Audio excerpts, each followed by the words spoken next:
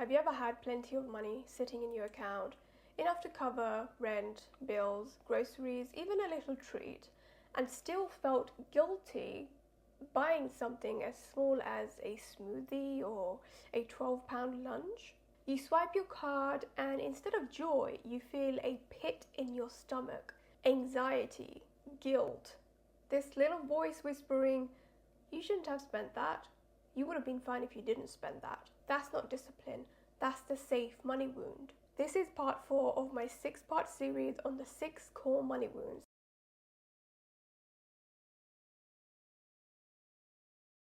And I'm telling you now, this one will masquerade as maturity. It will wear the mask of financial wisdom, but underneath, it's just fear. Fear dressed in budgeting apps and responsible choices. And this wound, this one had me in a chokehold for most of my adult life. My safe money wound was forged in childhood. My parents were terrified of releasing money. Terrified. They didn't know how to love money or enjoy it. They only knew how to protect it. Their whole relationship with money was save, save, save, and never let it go. Every conversation about money was loaded with anxiety. Even when we were fine financially, it never felt fine. So I grew up believing that money wasn't something to flow with or trust. It was something to control, something that would only keep you safe if you hoarded it like a squirrel before winter. That belief shaped my entire adult relationship with money. It helped me save 50k by the age of 23 and over 100k by 26. It sounds impressive, right? But here's the truth behind it. I penny pinched my way there. I deprived myself. I created faux scarcity. I let money control me. I would feel guilty releasing any of it. I'd hesitate before spending £5 on a coffee I actually wanted. I'd sit in nice restaurants mentally calculating the bill before the starters even arrived and mentally subtracting the money that's going to leave my account. I wouldn't even turn the heating on in winter. Not because I couldn't afford it, but because I didn't feel safe letting go of the money. I'd light candles around the flat and convince myself it was cozy ambiance, when in reality I was freezing. And when I would have friends come to visit and complain about the cold, I'd lie and say, oh, the underfloor heating is just tricky to switch on. It wasn't.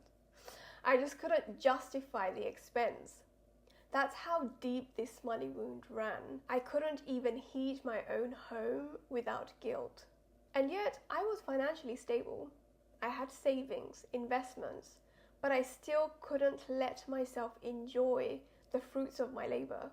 I didn't feel safe enough to enjoy money because my nervous system was programmed to believe that releasing money meant danger. And let's be clear, the safe money wound doesn't only hit people who are struggling financially. In fact, some of the people most plagued by it are sitting on millions, billions. I did mention Warren Buffett in one of my videos. The man is worth 121 billion. That's more than the GDP of some entire countries. And yet he eats McDonald's breakfast every morning based on how the stock market is doing.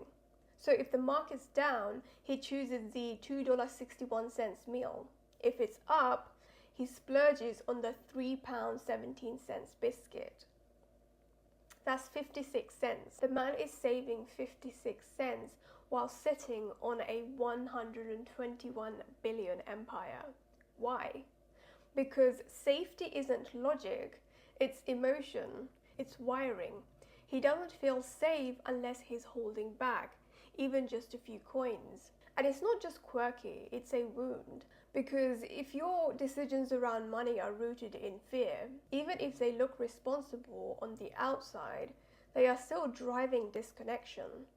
Disconnection from abundance. Disconnection from trust. You don't trust the circulation of money. Disconnection from the part of you that wants to live. This wound is deeply spiritual. It literally blocks wealth. It keeps you locked in masculine energy, planning, doing, controlling. But wealth Wealth lives in the feminine, in the receiving, the ease, the openness. You can't attract abundance while you're busy gripping everything out of fear. It's like trying to pour fresh water into a bottle that already has the cap on. The flow is blocked, and without flow, wealth can't move toward you because there's nowhere for it to land. Your higher self is trying to deliver magic, miracles, and opportunities, but this wound keeps swatting them away. Why? Because they feel unpredictable. And when you're stuck in control mode, anything unpredictable feels like a threat, even good things. So what happens? You don't take risks.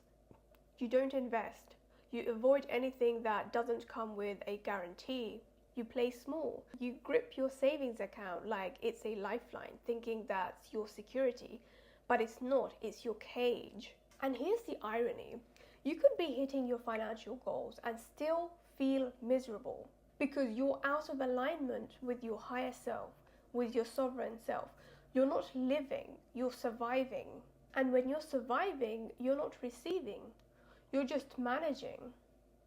This wound isn't just practical, it's deeply energetic as well. It traps you in a vibration of fear, which tells the universe, I don't trust there will be more.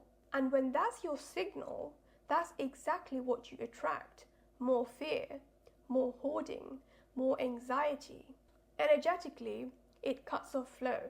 Money is meant to move. It's meant to flow. It's a current. It's energy. But when you grip it, hoard it, obsess over it, you turn abundance into stagnation. You create dams where there should be rivers. Vibrationally, it keeps you in a state of survival. You're not operating from expansion, you're operating from contraction, from lack. Even if your bank account says you're safe, your nervous system still says you're in danger. And spiritually, this wound blocks your connection to the divine. Because when you believe you are the only source of money, that you have to control, manage, and predict everything, you're cutting off trust. Trust in the bigger plan. Trust in the fact that you are already supported, even when you're not calculating every penny. So now every time I release money, I affirm, I trust the circulation of money. I trust the circulation of money. And the saddest part, this wound convinces you that that's just who you are. You start saying things like, I'm just frugal, I love saving, I'm careful with money. But the truth is, you don't feel free with money. You don't feel expansive. You feel safe in scarcity. That's not frugality, it's fear. I used to brag about how I'm so good at saving money, but I was saving money out of fear, not out of joy or appreciation. The subconscious mind loves discipline. It rewards the scrimping, the saving, the delayed gratification. It tells you this will all be worth it one day. And sure, some of that is valid, but when it becomes compulsive, when it stops you from living in the present, that's not discipline, that's dysfunction. If this wound could talk, it would say, I feel safer watching my money grow than actually using it. I'd rather miss out than spend. I can't relax until I reach X amount. I need control over my money at all times. And if you're nodding along, I see you. I am you. And I want to remind you that healing this wound isn't becoming reckless or impulsive. It's about restoring trust. Trust in your own ability to receive. Trust in the flow of life. Trust in the divine timing of abundance. You are not safer by shrinking. You are not more secure by self-denial. And you are not more responsible just because you feel bad every time you buy something for yourself. I've healed my evil money wound and my money trust wound, but my money safe wound, which is this is the one that I found so tough. And I still have flare-ups. We are never the finished product. You weren't born to just accumulate. You were born to expand, to receive, to feel safe and joyful. Let your money serve you, not the other way round. Thank you for watching, and I shall see you in a jiffy.